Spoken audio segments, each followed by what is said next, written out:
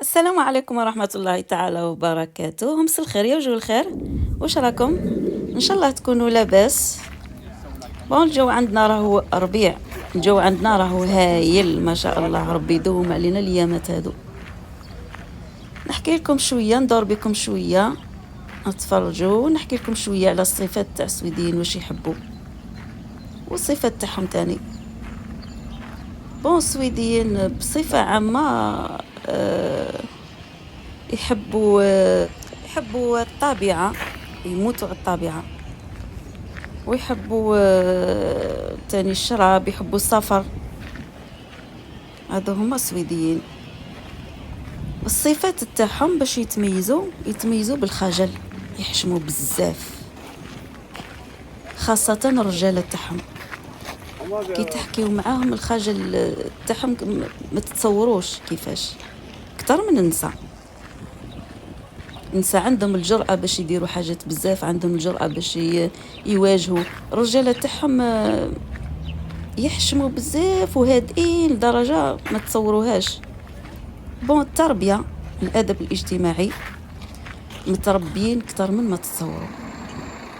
ما عندهمش هذاك السبان، ما عندهمش يشوفوا يدراقيو، ويشوفوا مع البنات يدراقيو، ولا يوصفوا مرا بشكل خادش. ما يحبوش مثلا عندك واقف فلاكو، ما يحبوش يبروفيتيو عليك، يديو لك بلاصتك فلاكو. منظمين، كل واحد وحاجته. تاني ما يدخلوش رواحهم في مشاكل الناس، ولا القلقالي هذاك، ولا هادئين خاطرهم المشاكل.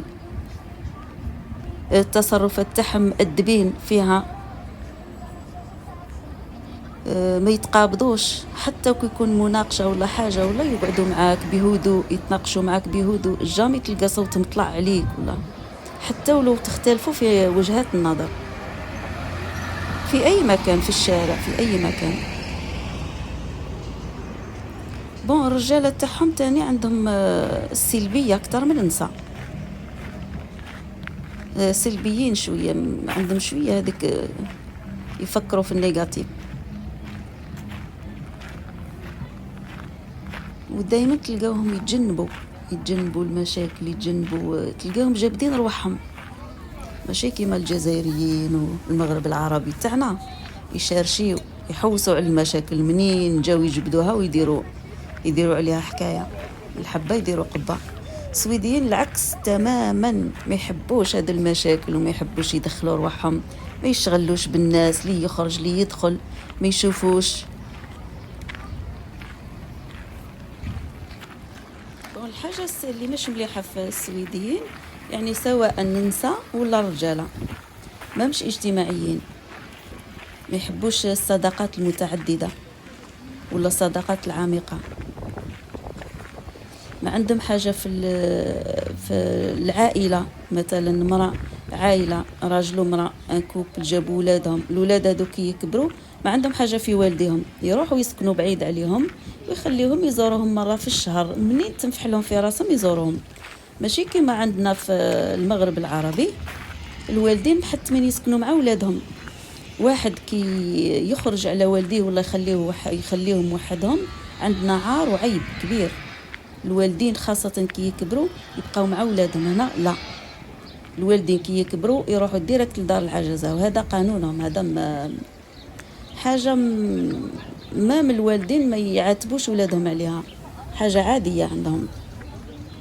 هذه الحاجة اللي مش مليحة فيهم، ما مش اجتماعيين. محترمين بزاف للوقت تاعهم. كي تكونوا عندكم رونديفو معاهم يجيوك في الوقت، جامي يجيوك متاخرين. وكون جيوتوا متاخرين يشوفوا معك بنظره، ماشي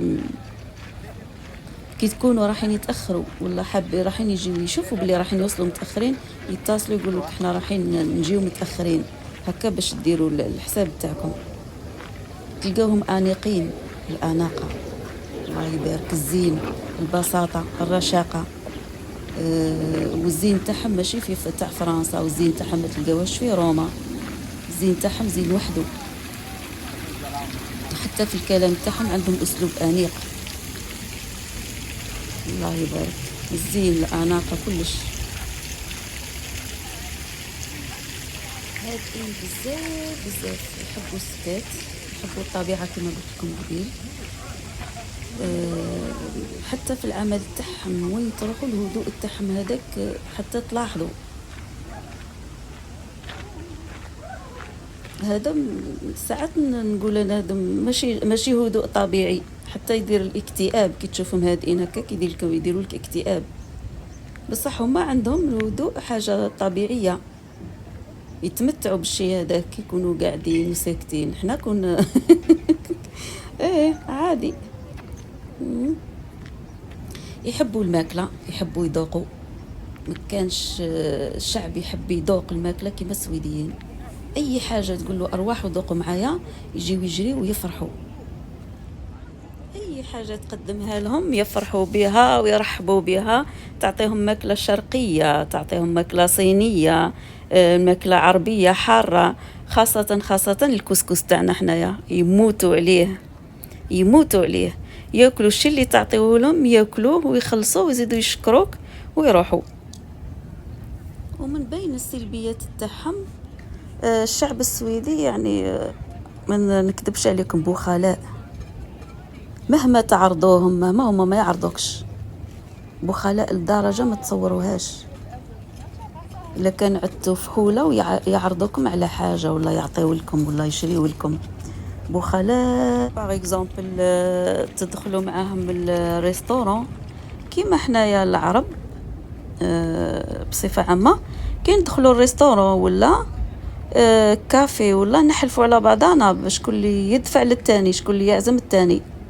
هما ما عندهمش هذه. يدخلوا معاهم ريستورون ولا كافي هما يسلكوا على روحهم وانت تسلك على روحك. هذه حطوها في بالكم. الناس اللي حابين يجيو هنا ولا يتعرفوا ولا راهم ما يدفعوش. اللبسه تاعهم تاع 30 سنه 50 سنه تلقاوها عندهم مازالت جديده ونظيفه، ويجبدوها ويلبسوها عادي. عموما يعني كل بلاد وعندها السلبيات والايجابيات تاعها.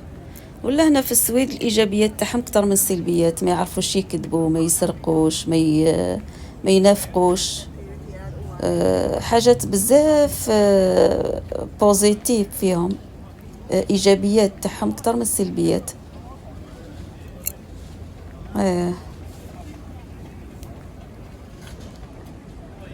ان شاء الله في اخر الفيديو دوش راح نقول لكم تهلاو في روحكم. وان شاء الله اللي متمني يزور البلاد هذه ربي يوفقه في زيارتها.